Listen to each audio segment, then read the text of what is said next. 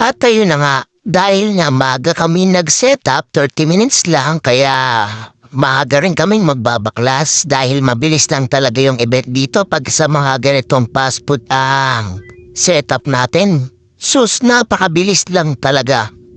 2 hours lang talaga yung event nila, hindi pa nga yata na-consume yung 2 hours na event.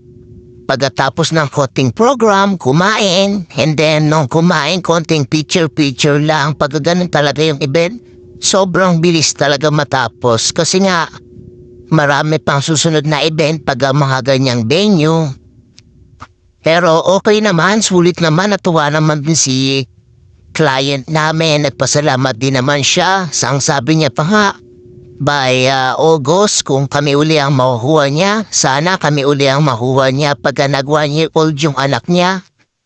Ang sabi naman namin, salamat po at mas gagalingan pa namin. Ayun ang may pangako namin sa mga nagiging client namin kung ano yung mapapakita ninyong picture na gawa namin. Mas i-enhance pa namin yung setup para naman mas matuwa po kayo. At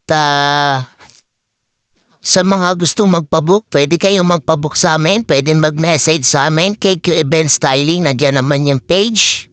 At sa huli na ang video namin, may nakaplug naman ng page namin and contact number. Pwede kayong mag-direct message. Ang makakausap niyo po pala doon yung admin namin, si Miss Janalyn Ramos. Kung sakasakali magpapabook kayo, magpabook na po kayo. Malaking bagay po yan at pinapangako naman po namin na sulit po talaga yung magiging payment niya sa bawat setup namin. Kaya maraming salamat po. Bye-bye!